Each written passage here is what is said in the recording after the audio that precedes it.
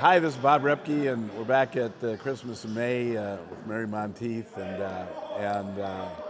it's after the program is over, after breakfast is done. People have all gone out to the sites that we're working on today, and Mary has been part of this for 25 years. I think you were involved in the first event, that one October. October we back started then? in October of 1996 with Right. a pilot project over by City Hall. Yeah, yeah, one home, right? And we Yeah. had a really nice turnout. It was a gorgeous day. We had a good turnout, and we were fighting the bees at that time as well as today. Yeah, right. But it gave us confidence. It gave they're putting chairs away, not too quietly right now, but it gave us confidence based on the turnout that this could work, right, going forward. Oh my gosh, yeah. You would have never guessed that day what we fast forward to now, what we've become and what we've been able to accomplish in this community over the last 25 years, and the difference we've made in people's lives is amazing. Yeah, it is amazing. It's just such a loyal group of people that come year after year and help us out, and that's what we're all about. Yeah. I think I've always thought that Christmas in May is one of Chaska's strongest community builders by the fact that it brings people together that in so many cases they haven't even met some of those people that are going to work with that day. Isn't that what makes it so special? It is, and that was a big goal for Yeah. us from the get-go. That the very idea of having like CEOs from out in the industrial park working next to a teenager that's on the football team, or a youth minister bringing a bunch of his kids in to help. It's just kind of integrating everybody into that common goal of reaching out and helping, and we've wanted to instill that in the youth in the community from day one. And some of these kids have grown up and are married, and now you see them come here with their own children to kind of start that idea and plant that seed of helping out and Right. reaching out to help others. So Right. I think we've done a really good job of that. Yeah, I agree. And we were talking earlier with Matt, and one of the things that's so neat is when people have had their houses worked on, they'll show up the next year to help whoever the next people are having their homes worked. That's pretty cool. It is cool, and actually this year we kind of have that scenario. One of our homeowners, Julie, her daughter has volunteered with our organization, and she's the one who talked to her mom about applying, and she's one of the houses we have this year. So yeah, that's been a big thing, and trying to have people, encourage folks in the community that do struggle with keeping up with home repairs to contact us and apply. Right. We definitely need applications. Right. Yeah, that's one of the biggest issues Yeah. or needs, isn't it? Yep. Home applications. We certainly can't do a complete home makeover. We don't do Yeah, that's a new good point. siding. We don't do new windows. We just don't have that type of budget. But we focus on the outside things, painting and landscaping and lawn cleanup and that type of thing. And we get a lot of people that we can put on those projects, and we can get it done in the day. That's the goal. Yeah, It's what we do that for the homeowner, we want to get done in that one day. It's amazing what 30, 40 people can accomplish in one home in one Saturday. Yeah, it's incredible to Yeah. have the before and after pictures, and at the end of the day, you just leave. You're exhausted, but you just have this renewed energy and the excitement of what you're a part of. Right. And seeing that the homeowners so incredibly grateful and Yep. happy and Yep. in tears Yep. and joy. So Yeah. it's just a really awesome thing. And you, your role, I'd love to hear you describe your role, but your role is kind of in the main line of keeping Christmas in May moving forward. I mean, you really, just talk about some of the things you do to support the program.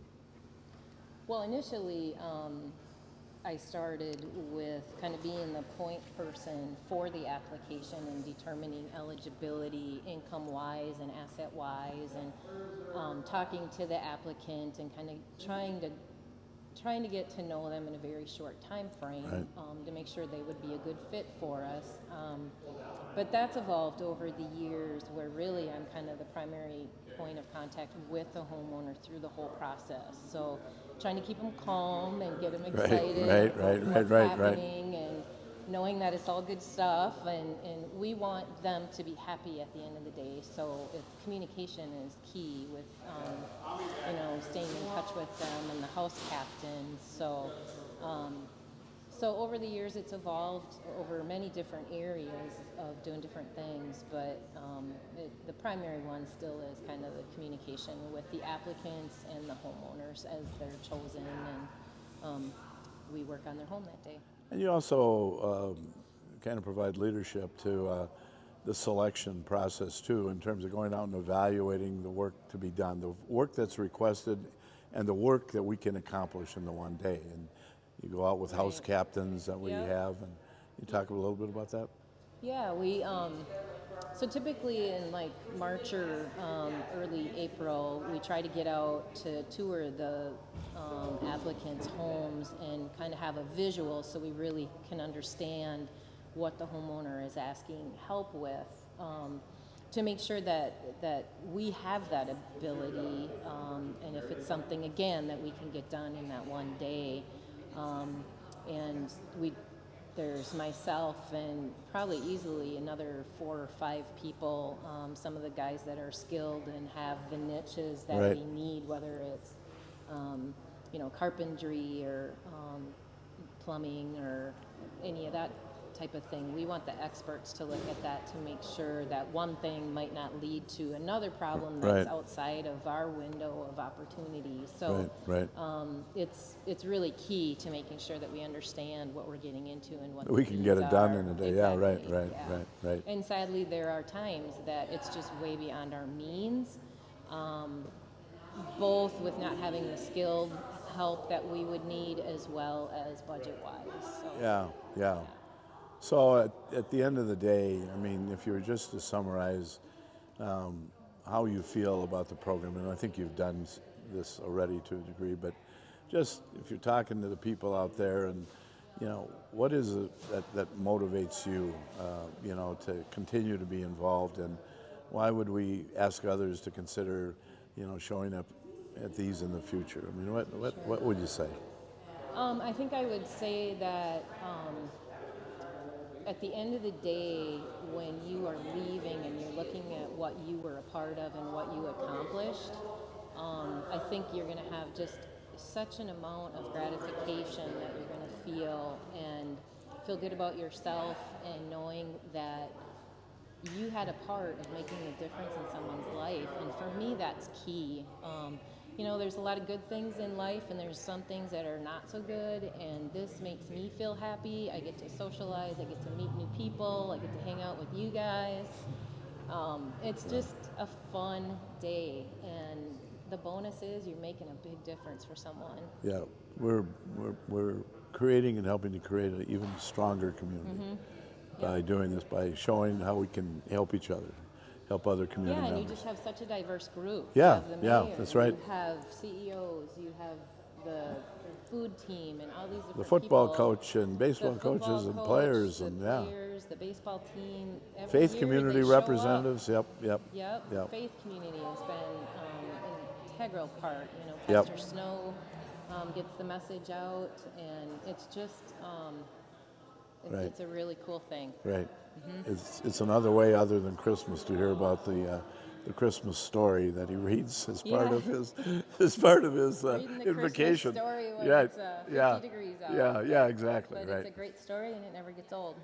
Well, Mary, you've done a wonderful job. You've been involved since day one. You've been on that critical path of keeping it moving along, and done so much work. And for all the people we've talked to this morning, I mean, just we owe all of you a huge thank you for the work you've done and the difference you're making, and the belief you have in that sense of community and building community, because it's more than words. I mean, these are the actions, aren't they? These are the neighbors actions. Helping neighbors. Yeah, and, absolutely.